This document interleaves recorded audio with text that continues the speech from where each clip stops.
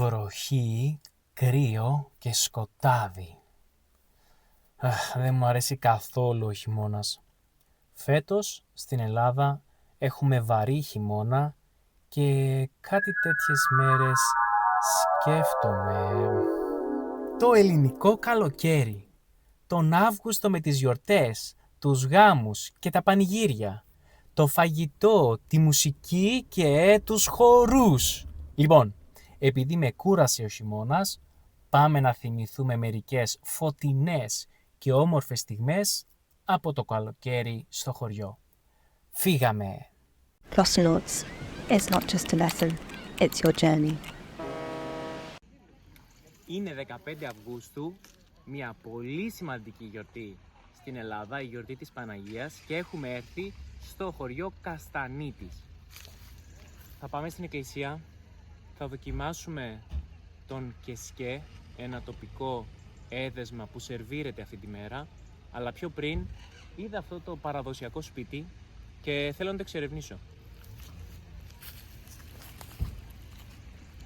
Τα σπίτια εδώ έχουν 2 ορόφους. Στον κάτω όροφο έβαζαν τα ζώα και τα καπνά για αποξήρανση. Στον πάνω όροφο έμενε η οικογένεια. Αυτός ο τύπος σπιτιού είναι συνηθισμένος σε πολλά χωριά των Βαλκανίων. Το σπίτι δεν ήταν μόνο για να μένεις, ήταν και χώρος δουλειάς, ήταν και αποθήκη, ήταν όλη η ζωή της οικογένειας. Στις 15 Αυγούστου γιορτάζουμε την κοίμηση της Παναγίας. Για τους Έλληνες είναι μία από τις πιο σημαντικές γιορτές του χρόνου. Το πρωί οι άνθρωποι του χωριού ντύνονται όμορφα και πηγαίνουν στην εκκλησία. Η καμπάνα χτυπάει, η λειτουργία αρχίζει, ο κόσμος ανάβει ένα κερί, κάνει τον σταυρό του και προσεύχεται. Και όταν τελειώσει η λειτουργία, πίνουμε το καφεδάκι και όχι μόνο. Κάτι περιμένει τους επισκέπτες, κάτι νόστιμο και πολύ θρεπτικό. Δες, περιμένουν όλοι στην ουρά για να το δοκιμάσουν. Πεινάει πολύ ο κόσμος. Πρόσεξε πόσο σημαντική είναι η κοινότητα. Όλοι οι κάτοικοι είναι μία ομάδα. Έτσι, το χωριό ξαναγίνεται μία μεγάλη οικογένεια. Το φαγητό αυτό είναι ο κεσκές. Ο κεσκές είναι ένα παραδοσιακό γιορτινό φαγητό με ρίζες στη Μικρά Ασία, τον Πόντο και την Καπαδοκία, το οποίο είναι ιδιαίτερα δημοφιλές στη Βόρεια Ελλάδα και σε νησιά του Ανατολικού Αιγαίου, όπως η Λέσβος.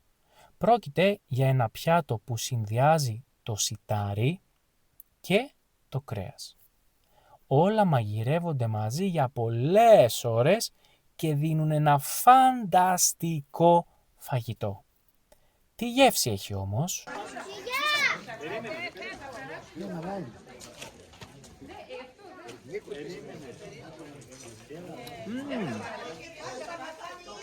Είναι σαν πόριτς και κοτόσουπα μαζί.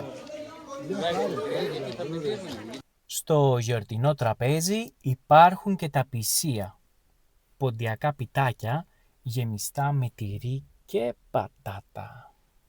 Εάν σου αρέσει το βίντεο μέχρι τώρα, μην ξεχάσεις να κάνεις ένα like και ένα subscribe στο κανάλι των Clossenauts. Επίσης, εάν θέλεις και εσύ να γίνεις μέλος της πιο μεγάλης και δραστήριας κοινότητας ελληνικών στον κόσμο, μην ξεχάσεις να δεις κάτω στην περιγραφή το link, μέσα από το οποίο μπορείς να κλείσεις το δωρεάν δοκιμαστικό σου μάθημα.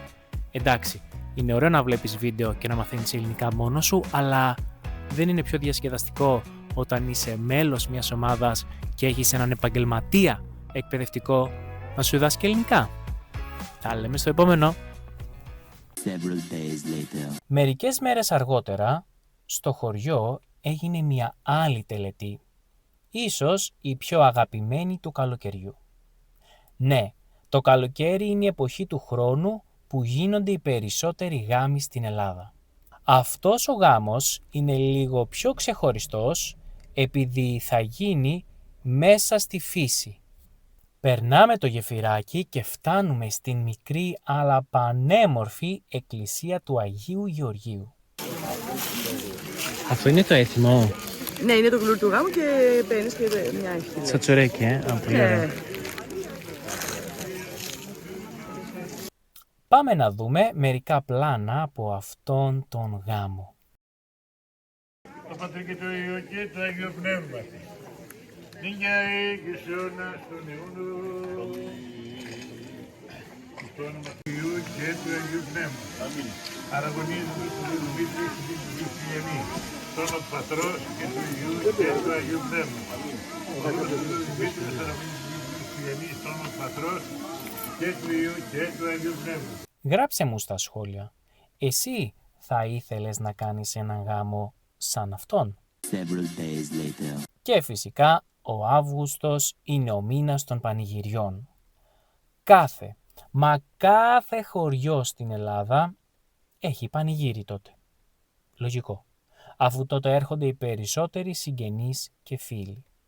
Το καλοκαίρι τα ελληνικά χωριά, ακόμη και τα πιο μικρά, γεμίζουν ζωή, φωνές, μυρωδιές και μουσική. Πάμε να δούμε τα βασικά συστατικά ενός πανηγυριού. Νούμερο 1. Και ίσως το πιο σημαντικό. Το φαγητό. Θα πρέπει να περιμένεις την ουρά και να παραγγείλεις αυτό που θέλεις. Δεν υπάρχει ποικιλία, υπάρχει όμως γεύση. Επίσης αν δεν τρως κρέας, λυπάμαι. Πολύ δύσκολα θα βρεις πιάτα που να μην έχουν κρέας στο ελληνικό πανηγύρι. Μπορείς να φας όμως χωριάτικη σαλάτα και τηγανιτές πατάτες. Not so bad! Νούμερο 2. Μουσική. Σε όλα τα πανηγύρια υπάρχει ζωντανή μουσική με μουσικούς που είναι έτοιμοι να παίξουν μέχρι αργά το βράδυ.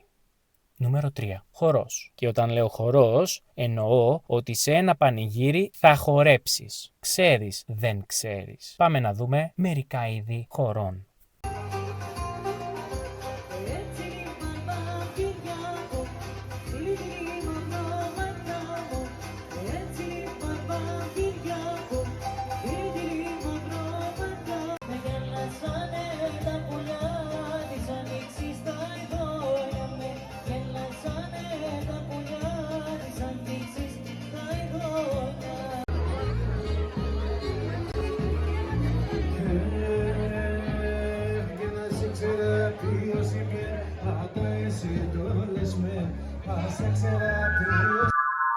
Αυτές τις όμορφες καλοκαιρινές στιγμές σκέφτομαι και περιμένω να τελειώσει αυτός ο χειμώνας. Τα λέμε στο επόμενο!